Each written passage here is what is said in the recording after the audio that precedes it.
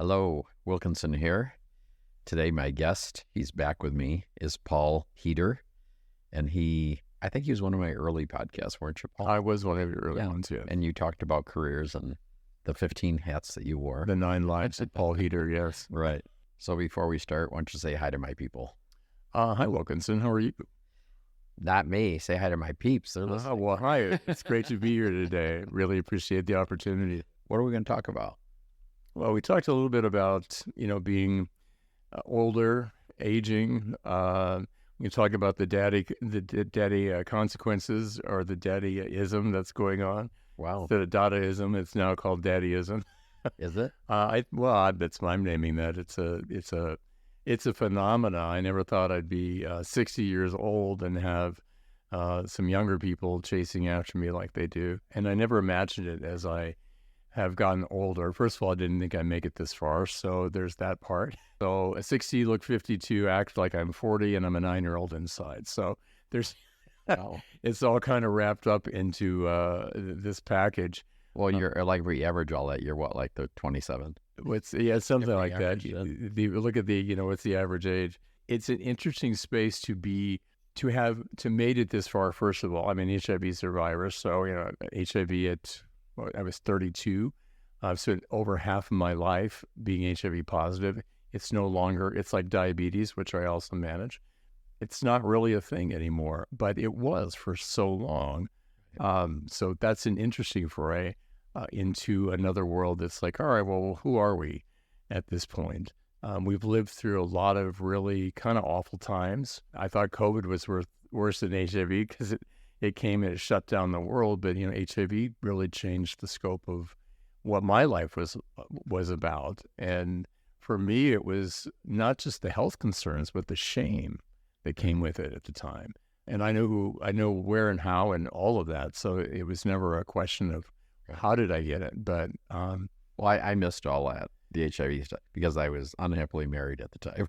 Well, you might have been saved from all of it. Right. So much of the early stuff was about the drugs that we took, and they didn't know whether to give you the drug early or to wait. And I was part of a study, Neil French's study at the University of Chicago, that was on the side of give them the drugs early. And I am a survivor. Those that did not get that did not. Wow. This is dating back, 28 years, almost 20 years. But, at this point in my life, 60 years old, single, still looking, but I found a place of peace within myself that's like, all right, well, if this is as good as it gets, then I'm doing well. It's okay. It's okay. And I think for many years I was always on the search. I didn't date for a long time either because I was so busy with work and school and all kinds of things. I mean, how many degrees do you have to have before you're happy? Right. And done? And what do you actually do with them afterwards? So I did apply a lot of that along the way. But I'm in a place now where I don't really have that competitive nature. I compete with myself. I just had a joint replacement, had a right hip replacement. I met Bill after 10 weeks. And within 2 weeks, 2.5, I was, back walking at the gym. I didn't take a walker. I had a cane, but I walk with that cane every day, and I got there. I had friends that took me for a week or so I didn't have to drive. What is it that drives me to make sure that I'm showing up for my life? And it's basically, my health. Am I taking care of myself? Am I pushing myself too hard? Which I've done this last week, and so I paid the price for it a little bit. What does it look like to maintain some kind of boundary on your own health? I think also, it's like I work out 5 days a week, usually 6. I take a day off somewhere along the way. I can't lift heavy. I've had other surgeries, so I'm not a big bodybuilder, but I do find myself being conscious of what I put in, what I eat, how I exercise, and the big deal at 60 is your rest. A lot more. Naps were always welcome, but now they're necessary. You just have to, downtime is really important. I'm not a nap guy. I couldn't get into that. I don't know why. I have found myself, especially with the with this hip replacement, that I really couldn't do a lot of extra. Right. I mean, you really, the fatigue I have now, which is going to go on for a couple of months, fatigue just hits you. And like, all right, well, you're done. You're done for the day. Well, you have dinner plans, cancel them. You're not going out. Well, I need to do this. No, you make plans accordingly to make sure that you're taking care of things, because otherwise you end up really tired. And then I become a grumpy bear. Wow. So I forget, have you had partners before or no? Yeah, I had the last partner I had was 24 years ago in a relationship I had in DC. So out here, I've pretty much been a single guy. I have dated a little bit, but not much. It's only in the last few years that I've had any interest. I think I'd like to have somebody. I'd love to have somebody to go out with, to come home to, but I've found that this may be strange, but maybe there isn't just one. Maybe there are 4 or 5 people that fulfill that. Not just on a sexual basis, but on an intimacy trust basis. Maybe 3 friends or 4 friends are the ones that I hang out with a little bit more. And I have a number of intimate relationships with people that are, they may be married, have a husband, whatever it might be, but we spend time together, and it fulfills my needs for intimacy. There's a level of trust. You know, I went through some trauma and some things a few years ago. PTSD kind of plays a role in how I move through the world. And it just seems to be an easier way. Not that I'm not looking, or that I wouldn't be interested in having a one-on-one partner to be able to, live together, that kind of thing. But in the interim, I found that it's much easier just to find solace in the comforts that a person and whatever their personalities like and gifts are, is easier for me than worrying about finding the one. And that's a huge shift. Do you think, I mean, at our ages, do you think that living with somebody is a good idea? I mean, you kind of get set in your ways. Well, so there's, there is that. I need Nick. I like things to be neat and tidy, but I've also found that I would like the camaraderie that it takes to come home to someone. That would be a really beautiful, lovely thing to have happen. But I come home and I have 2 cats, and I shut the door, and there we are. So there's a place of acceptance. Oh my God, you're turned into a cat lady. I know. I'm looking at another one maybe to adopt. So I'm oh my God, the wild cat lady of. We don't want you to. I want you to come back in a year and say you have 8 cats. Let's not do this. Well, it's funny though. There's I'm working on this with a therapist. There's a place of acceptance. There's a line from the big book, page 417. It talks about whenever a person, place, or thing is sort of out of whack, I need to find a solace inside or peace inside. And I can't do that until I can accept the situation. So probably being a little bit older, I'm in good shape. I often see a lot of the younger guys now, because Instagram and Facebook have all these guys working out and beautiful muscle bodies, and they're fitness gurus, and they're all 30 and flawless, but none of them have had any surgeries or had to deal with anything that life threw them. So, it's like, let's see what they look like. Let's see what they look like in 20 years and see what's happened or what's gone on. That's another phenomenon as well. I talked a little bit about the daddy complex, being daddies and boys, and it kind of I think it took a place from the leather world, because there's, masters and slaves and subs and all of that. But it's over the last 2 years, especially, there has come this place of, being called a daddy. Well, I call my best friends daddies. Hey, daddy, what are you doing today? What's going on? It's sort of a term of affection. A term of affection, yes. Yeah. And, young guys are thinking they're daddies at 30. And, I'm not going to classify, if you want to call yourself a daddy, call yourself a daddy, but that's not what it's about. Right. There's really about that connection. I think it takes a little bit more age. And some life experience. And I also think that, when you are older and you're working out, I know a lot of guys like this that have gotten in shape. I'm in better shape now than I was 10 years ago. Easily 5 years ago. There was a thing on Facebook for some Flashback Fridays today or something. Post a picture of yourself from your 3rd profile picture on Facebook, which would have been for me in 2008 and now. And I had a lot of professional shots done back there. I was as a chef and caterer and all that. I had great shots.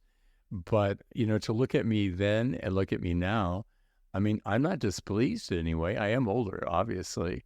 But, somebody says, hey, are those guns registered? It's really, I said, yeah, Kmart, but. Wow. Kmart's out of business, by the way. But. True. Okay, we're dating ourselves. For those listening that don't know, Kmart used to be a thing. It was like old Walmart, but smaller. Yeah, exactly. We grew up with it. That was a discount store. Right. But I think also being older, I have a greater sense of humor than I've ever had. I've always been a little bit off.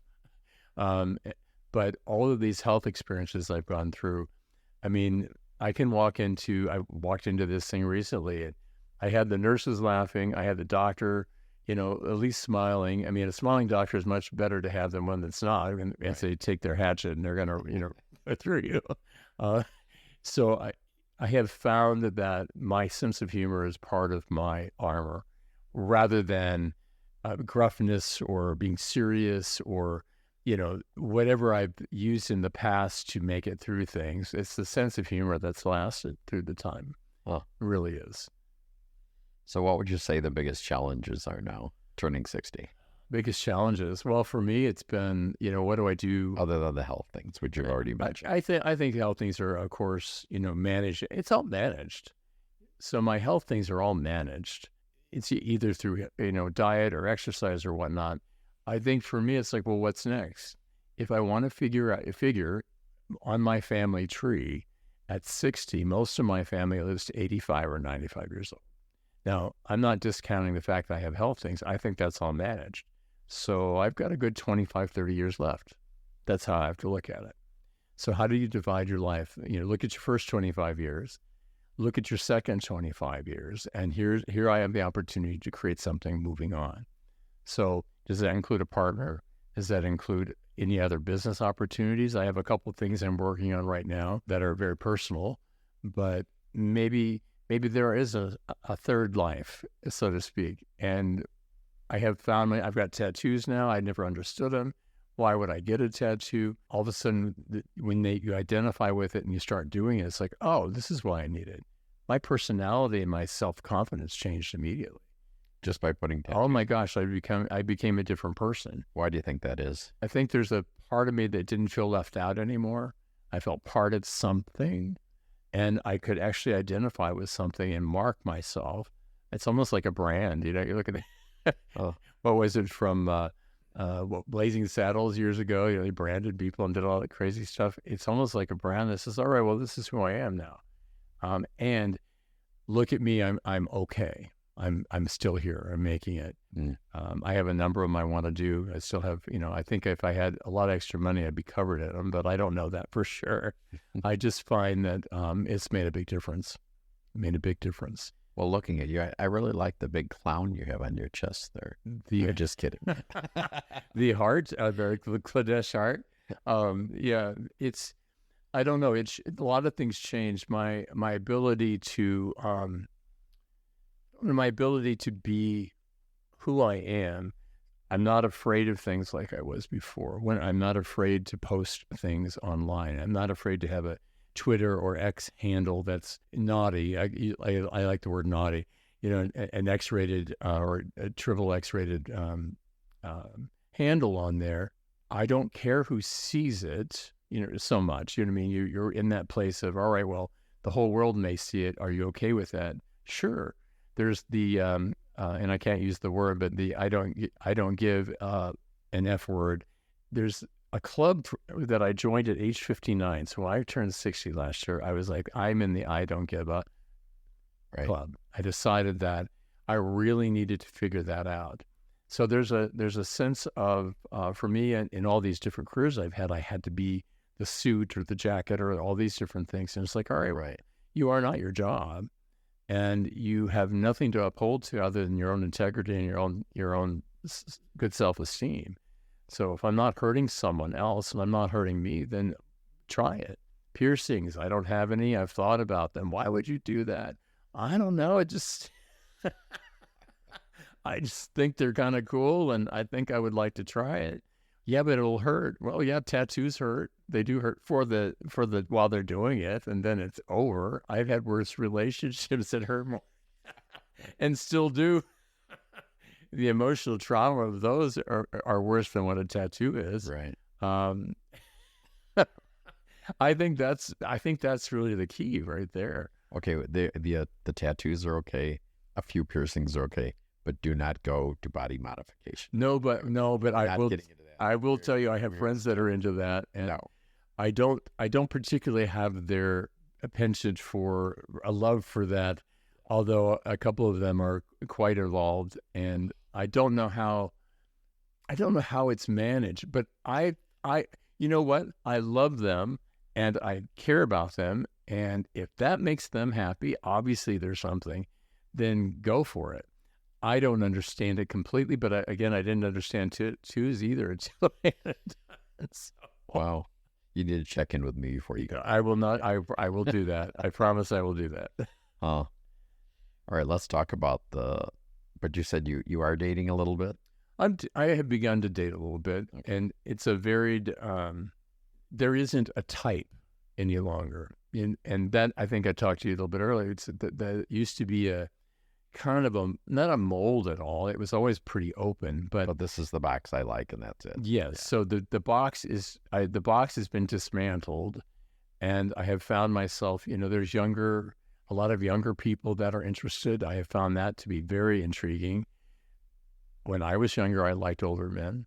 So why wouldn't there be that reciprocal part? But I'm typically not been into that. And at the same time, I'm finding that the connection is all in the mind. Physical is important, of course. If you can't be physically attracted at some level, it's hard. But it's about the mind, the spiritual connection that you have with somebody. I've dated a couple of daddies. I've dated a couple of leather guys. I've dated some people that aren't involved in that at all. There doesn't seem for me to be a common thread other than they're decent people. I trust them. There's some sense of compassion, and they have to be relatively nice and have a good sense of humor. I'm not going to date somebody who is rude to waitresses or, Right. There's a type that's there that's I'll call it a decent human being, for lack of terms, a decent human being. What does that look like? Well, there's a lot of different ways that appears. Would you date somebody 85? 85? Well, if they had a trust fund for me, maybe. I would not. Sugar daddy. Sugar daddy. Yeah, I wouldn't rule it out. Somebody 85 might not be interested in me. I don't know. They'd have to have some merit as far as they have to be physically fit and be able to do those things. I may be limited. I've got these new body parts. It's going to take me another 25 years, so I'm having everything replaced now. So that you'll be $1 million man. I'm already $1 million man. Trust me. Are you really? Yeah, easily $1 million man with everything that's going on. That's crazy. I think it's so. We won't even get into the healthcare system. Yeah, it's so insane. Yeah, it's 100 and some thousand a year just to maintain my meds and stuff. It's just insane. Wow. But all the parts and pieces, I don't know. I don't know that 85 is my ideal age. I think somewhere between 75 and 35 maybe is a good range. But I've got a 30-year-old that's kind of cool. Who am I to limit it? Right. Really. And there are ways that each of the relationships feeds me. I use the word spiritually, intellectually. I had a therapist once, Dr. Chadney, that always said, Paul, you need to make sure you're going out with or dating peers.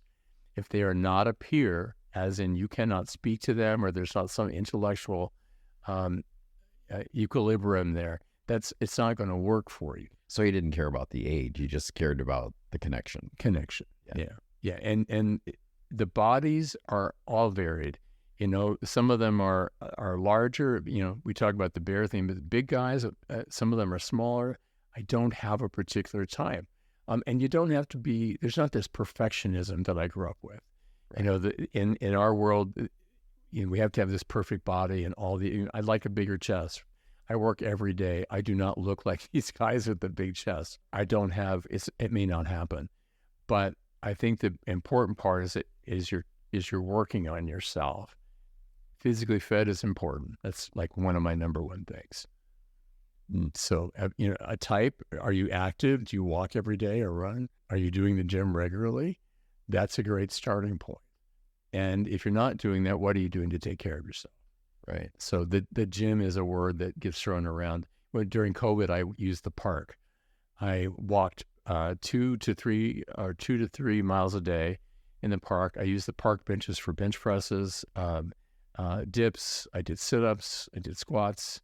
I did all of it in the park. And I did that every day without anybody else, just my body and the equilibrium that was using.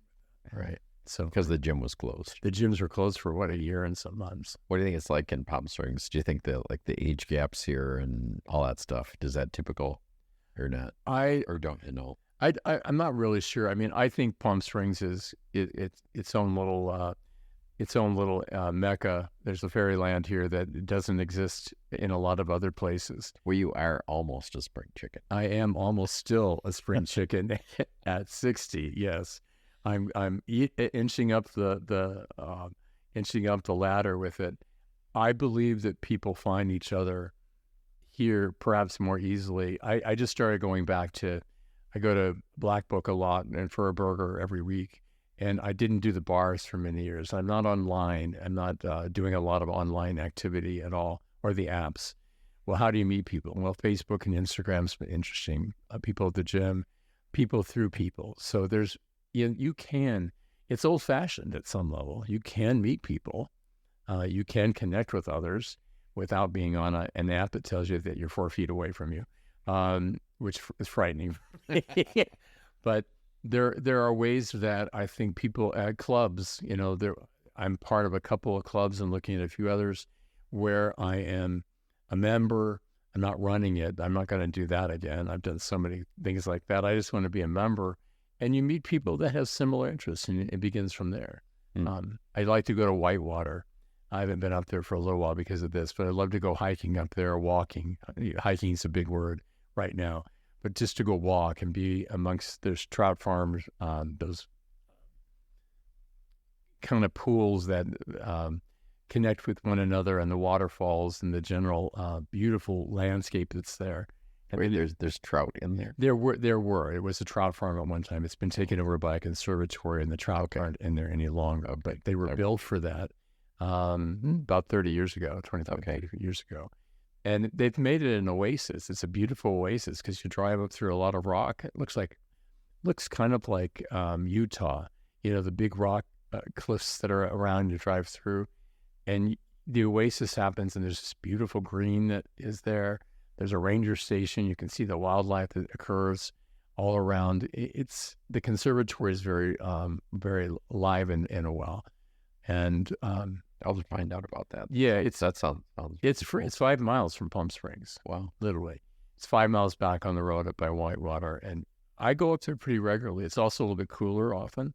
I like to go during the week, not during the weekends, because there's more kids during the weekends. I've had photo shoots up there. I've skinny dipped in the Whitewater River when I could. There's a freedom that being older has provided for me. And I've taken off the blinders a bit about things that didn't feel so right and allowed myself to engage with stuff that was like, oh my God, I can't do that. Well, why? Well, because society says you can't. Well, have you ever really paid attention to that anyway? Well, yes, you wore the perfect suit, you wore this, you did this, and you did this. Well, let's be in an out-of-the-box situation. Right. And see what it looks like. So where are you going from here? What do you think? Where am I going from here? What's coming up? I think I've joined the OnlyFans phenomena, the Just for Fans. I'm not sure. I'm looking at that. I have a service where I read cards, angel cards, and inner child, and then I use an oracle card.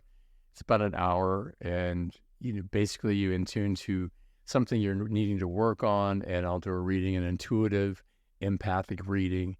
And when you're done, you do this for yourself or for others? For others. I do it for others. Oh, you do? Yeah. I've been doing them for 24 years, but I haven't really offered to the public. And I'm beginning to do that because it's something that a lot of people don't know they need, or they're hungry for it. and it helps provide perspective and insight. So it's not tarot at all. It's the premise is there. There's a card with a reading or a figure on it, and then I tell you what that really means. But the place that is interesting with it is that we're all searching for answers. We like clarity. We like a little bit more in touch with who we are, or we have issues we're dealing with.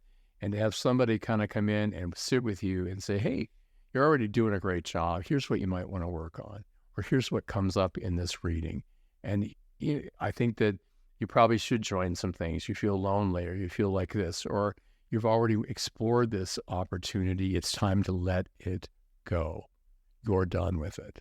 You're complete with it. A lot of people don't necessarily believe in that, but as an empath and an intuitive, and again, the older I get, the more in tune I get with that, there's this place of like, all right, well, there's a gift there. Not everyone's willing to receive it or ready, but those that are can benefit from it. I took kind of there was a gap on my podcast for a while. I had so much going on. Summer, first thing, Palm Springs, 113 degrees. But but my listeners probably don't know. So I had my own estate sale a couple of weeks ago, and people thought I was crazy. But I'm like selling everything. I just don't care, because I don't know, the last few months, I'm sitting in my living room looking around, and I thought, I'm really not attached to this stuff anymore. And it's kind of like a clean sweep to let the new stuff come in. That's what I'm thinking, kind of where I'm at. And that ties into what you were just saying. It's just like, I'm not letting go of everything. I just don't care. I've had big homes. I've had a lot of stuff in them, furniture, paintings. Right. I have continually over the last few years downsized. I've had a little cottage, which was my favorite. I have a place I'm living now, which I like very much.